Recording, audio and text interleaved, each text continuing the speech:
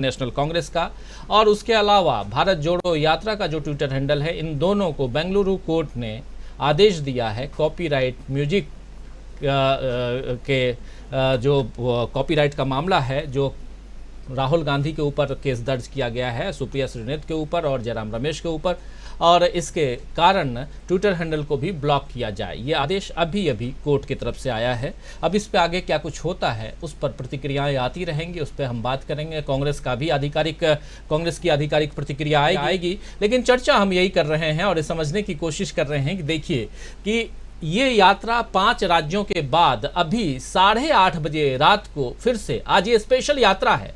ये भी आप लोगों को अपडेट दे दूं कि स्पेशली एक अभी जनसभा को संबोधित कर रहे थे राहुल गांधी, जिस जनसभा के एक छोटी सी बाइट आप लोगों को राहुल गांधी की बात आप बीती जो साझा कर रहे थे वो आप लोगों तक हमने पहुंचाया।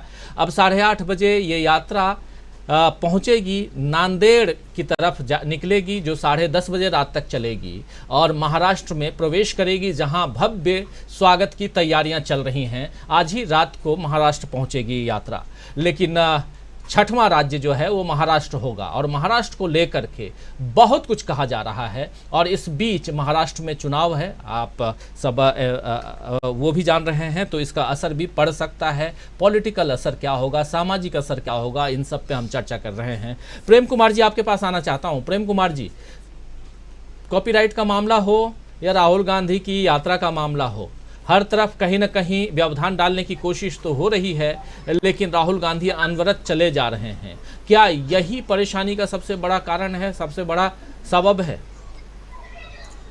जी राजीव जी, तत्काल जो मामला आपने खबर दी है कॉपीराइट उल्लंघन की, वो देखकर अजीबोगरीब लगता है। अदालत का फैसला है उसके अकॉर्डिंग, लेकिन क्या है कि अदालत ने इसको प्राइमा फेसी ये मानते हुए कि वो KGF 2 वाले इसका म्यूजिक का उल्लंघन किया गया है, और इसको प्राइमा फेसी मानते हुए ट्विटर को आदेश दिया है कि इसको तो थोड़े समय के लिए टेम्पररी ब्लॉक किया जाएगा, ये आदेश है। लेकिन इसमें इम्पोर्टेंट क्या है, देखिए अदालत ये भी कर सकती थी कि वो जिनका ट्विटर हैंडल है कांग्रेस का है, तो उसको बोल सकती थी कि आप इसको हटा लीजिए जब तब तक के लिए, ये भी आदेश आ सकता था। लेकिन इसके बजाय वो टेम्पररी इसको रोकने का, ब्लॉक करने का आदेश जारी कर रही है। तो यहाँ सोचने की बात आ जाती है, क्वेश्चनेबल होता है। क्वेश्चनेबल इस रूप में होता है कि कॉपीराइट एक्ट में देखिए, जब तक कि हम किसी को इंटेंशनली नुकसान नहीं पहुंचाते हैं मॉनेटरीली, एक पॉइंट होता है, तब तक इसमें नहीं आता है। दूसरा होता है कि हम इसका मॉनेटरीली फायदा उठा रहे हैं कि नहीं उठा रहे हैं, ये होता है। और तीसरा, अगर पब्लिक के बीच में अगर निस्वार्थ भाव से अगर हम किसी चीज का उल्लंघन कर रहे हैं और अननोइंगली किसी का नुकसान हो जा रहा है, तो वैसे केसेस में भी पनिशमेंट नहीं होता है। ये कॉपीराइट का बेसिक की बात है। तो इसको अगर हम देखें तो ये फैसला, अगर आप ब्लॉक करने बोल रहे हैं ट्विटर को, तो ये पब्लिक प्लेटफॉर्म को एक तरह से आप रोक रहे हैं। पब्लिक के बीच में वो ट्विटर हैंडल है, इससे कोई कमाई की जा रही हो ऐसा तो कहीं से नहीं लगता। तो ये कोर्ट का फैसला तौर पर, जैसे उनको फौरी तौर पर ब्लॉक करना जरूरी लगता है, हमें फौरी तौर पर ये सीधे एक गलत लग रहा है, गलत प्रैक्टिस लग रहा है। लेकिन फिर भी हम इसको अदालती रूप से ही सही होने की कामना करते हैं कि अदालती रूप से ये सही हो। ये पहली बात है। आपकी जो खबर है उस पर मेरी जो अपनी राय है वो इस हिसाब से मैं बोल रहा हूँ। दूसरी बात यह है कि राहुल गांधी की यात्रा के इम्पैक्ट को लेकर के हम इसको नहीं जोड़ना चाहते, इस कोर्ट के फैसले को। हम दरअसल कोर्ट के आजकल जो कोर्ट की गुणवत्ता है, जजमेंट की गुणवत्ता है, इस पर पूरी दुनिया में चर्चा हो रही है, हिंदुस्तान के अदालत की गुणवत्ता पर। और आज भी एक बड़ा फैसला आया है इसको लेकर के, आरक्षण को लेकर के, EWS रिजर्वेशन को लेकर के। उसको अगर संक्षेप में मैं कहूं तो 5 जज की बेंच ने 9 जज की बेंच का फैसला पलट दिया है। अब इससे बड़ा आश्चर्य क्या हो सकता है? 9 बेंच का फैसला, जिसने कहा था कि 50% आरक्षण जो है वो नहीं होना चाहिए, इससे ज्यादा, उसको इस आज के जजमेंट ने 5 जजों के जजमेंट को पलट दिया कि वो हो सकता है।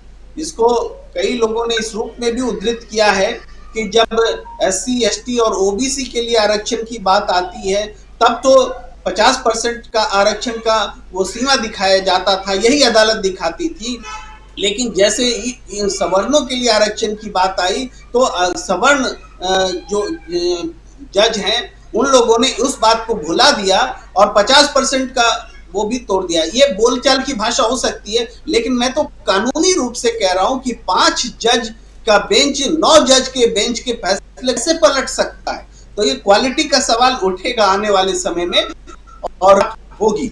अब मैं लौटता हूं इस विषय पर कि राहुल गांधी जी की जो यात्रा लगातार चल रही है उस पर हम लगातार समीक्षा भी कर रहे हैं।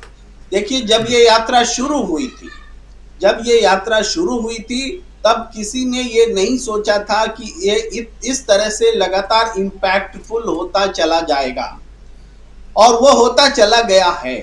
अब अगले दिन जब महाराष्ट्र में ये यात्रा प्रवेश करने वाली है तो निश्चित रूप से वो महाराष्ट्र जहां बाई इलेक्शन का रिजल्ट आपके सामने है, जहां बीजेपी मैदान छोड़कर भाग गई, इलेक्शन लड़ने की हिम्मत नहीं हुई, और आपने देखा कि वहां किस तरीके से एक तरफा उद्धव ठाकरे की पार्टी ने जीत दर्ज की है। उस प्रदेश में राहुल गांधी की यात्रा आ रही है और वहां पर आदित्य ठाकरे भी वेलकम करने के लिए तैयार बैठे हैं, शरद पवार भी बैठे। ये सहयोगी संगठन है, ये अगर वेलकम कर रहे हैं तो निश्चित रूप से समझिए कि राहुल गांधी की यात्रा का इम्पैक्ट महाराष्ट्र आने से पहले महाराष्ट्र में पड़ चुका है, और ये इम्पैक्ट हिमाचल प्रदेश में भी नजर आ रहा है, जहां पे चुनाव होने वाले हैं और वहां नतीजे आएंगे। मैं देख रहा था राजीव जी, वो चैनल्स जो दिन रात कांग्रेस को गद्दार पार्टी साबित करने में लगी हुई रहती है, उन लोगों के चैनल्स के माइक आईडी पर उत्साह में उछल करके हिमाचल के मतदाता कह रहे हैं कि इस बार कांग्रेस पार्टी आ रही है।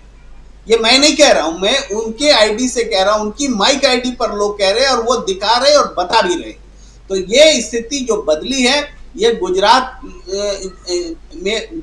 जो है, गुजरात में भी इलेक्शन हो रहा है, उसका अभी धीरे धीरे जब परवान चढ़ेगा तो वहां से भी सिम्टम्स आएंगे। लेकिन हिमाचल में तो जबरदस्त चुनाव प्रचार चल रहा है। आपने दिखाया प्रियंका गांधी जी का चुनाव प्रचार चल रहा है और किस तरीके से उन्होंने भारतीय जनता पार्टी के पर राजनीतिक आक्रमण किया है, उसको आपने दिखाया। तो कुल मिलाकर के राहुल गांधी ने जो यात्रा शुरू की, वो यात्रा एक संदेश देने में कारगर रही है, सफल रही है।